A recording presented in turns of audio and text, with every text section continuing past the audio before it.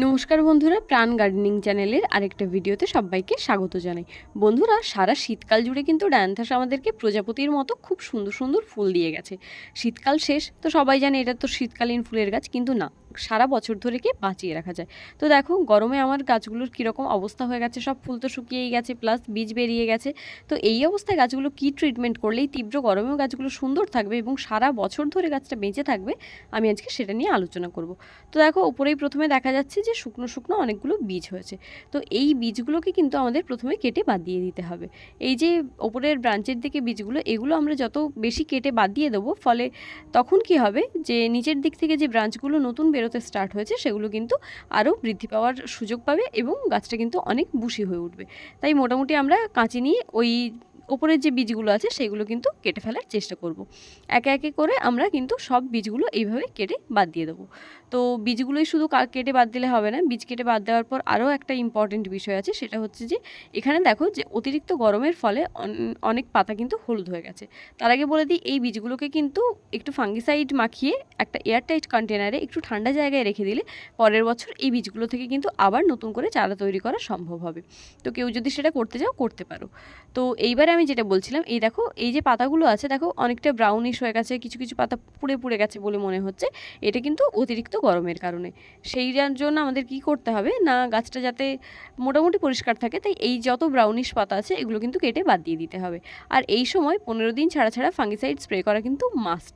আর জল দুবেলা দিতে হবে, একবেলা কিন্তু জল দিয়ে গাছে এই সময় হবে না, দুবেলা জল দিতে হবে। আর গাছটাকে কিন্তু আমরা পুরোপুরি শেডের তলায় রাখবো। সকালের মিষ্টি রোদ যদি পায় কোনো সমস্যা নেই, তবে গ্রীষ্মকালে তো মিষ্টি রোদ বলে কিছু হয় না, সকাল থেকেই কিন্তু চড়া রোদ উঠতে শুরু করে। তাই চেষ্টা করব গাছটাকে পুরোপুরি শেডে রাখার, চেষ্টা করব দুবেলা ধরে স্নান করিয়ে দেওয়ার এবং দুবেলা জল দেওয়ার। কারো যদি মিডিয়া এরকম হয় যে গাছটা মোটামুটি জল ধরে রাখছে, তাহলে কিন্তু সেক্ষেত্রে তারা জল দুবেলা দেবে না, তারা কিন্তু জল একবেলা দেবে। আর খাওয়ার, এই সময় আমি খাওয়ার দিই না বললেই চলে, তাও যদি খাওয়ারের কথা নিতান্তই আসে তখন কিন্তু বলবো আমি মাসে একদিন খোল পচা জল এইটাই দিয়ে থাকি। তাছাড়াও কেউ যদি রাসায়নিক সার ব্যবহার করতে পারো, যে কোনো একটা ব্যালেন্স এনপিকে মাসে একদিন 1 লিটার জলে 2 গ্রাম গুলে গোটা গাছে ভালো করে স্প্রে করতে পারো, অথবা গাছের গোড়ায় দিয়ে দিতে পারো। মনে রাখবে ডোজ যেন কোনোভাবেই বেশি না হয়। গাছের ডোজ কম হলেও কোনো সমস্যা নেই, কিন্তু গরমকালে রাসায়নিক সারের পরিমাণ যদি বেশি হয়ে যায় তাহলে কিন্তু কোনোভাবেই গাছটা বেঁচে থাকবে না। আর গাছকে কিন্তু কোনোভাবেই এই রোদে রাখা যাবে না, কারণ গাছটা শীতের গাছ, তাই রোদ সহ্য করতে একদম পারবে না। এই সময় যদি দেখো যে গাছের পাতাগুলো একদম ঝিমিয়ে পড়ছে, তাহলে কিন্তু ইমিডিয়েট জল দেবে, কোনোভাবেই নেগলিজেন্সি করবে না, তাহলে কিন্তু গাছটা মারা যাবে। আর যদি দেখো যে গাছের পাতাটা সেইভাবে ঝিমিয়ে পড়ছে না, মোটামুটি ঠিকই আছে, তাহলে বুঝবে জলের পরিমাণটা ঠিক আছে। এছাড়াও যে বিষয়টার দিকে আমাদের খেয়াল রাখতে হবে সেটা হচ্ছে যে গাছের পাতা যেমন ঠিক রাখতে হবে, তেমন গাছে যাতে কোনো রকম রোগ পোকা আক্রমণ না করে, তার জন্য কিন্তু পেস্টিসাইডও ব্যবহার করতে হবে। তবে শীতকালের তুলনায় এই সময় পেস্টিসাইডের ব্যবহারটা কিন্তু তুলনামূলক অনেকটা কম করলেও চলে। গাছে খুব একটা রোগ পোকার আক্রমণ হয় না, ফলে কি হয় না, মাসে একদিন করে পেস্টিসাইড দিলেও চলে যায়। তাই আমি কি করি, আমি ডাইমেথড 30% কম্পোজিশনের যে পেস্টিসাইড আছে, রোগর প্লাস বা টাফকর, এটা কিন্তু মোটামুটি চেষ্টা করি মাসে একদিন করে দিতে। তোমরা কাকা, সুপার সোনাটা, কনফিডার, যে কোনো রকম একটা পেস্টিসাইড 1 লিটার জলে 1 থেকে 2 ml মতো গুলে সেটাকে কিন্তু বিকেলবেলা ভালো করে ঝাঁকিয়ে গোটা গাছে স্প্রে করে দিতে পারো।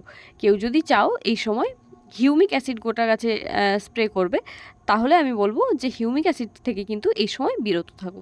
ডায়ান্থাসে কিন্তু খুব বেশি হিউমিক অ্যাসিড না দেওয়াই ভালো। তার বদলে তোমরা কিন্তু সি উইড এক্সট্রাক্ট যদি কেউ স্প্রে করতে চাও তাহলে কিন্তু তা স্প্রে করতে পারো। এটা কিন্তু গাছকে অনেক সুন্দর এবং সতেজ রাখে। তো বন্ধুরা, এইভাবে ডায়ান্থাসের মোটামুটি কেয়ার করে এবং বৃষ্টির জল থেকে বাঁচিয়ে ডায়ান্থাসগুলোকে রাখতে থাকো এবং এইভাবে কেয়ারটা করো, তাহলে দেখবে সারা বছর ধরে তোমার ডায়ান্থাস বেঁচে আছে এবং আসছে বছর শীতে আবার কিন্তু গাছ ভরে ফুল দিচ্ছে। আজকের ভিডিও এই পর্যন্তই, আসছে খুব শিগগিরই অন্য একটা ভিডিও নিয়ে। নমস্কার।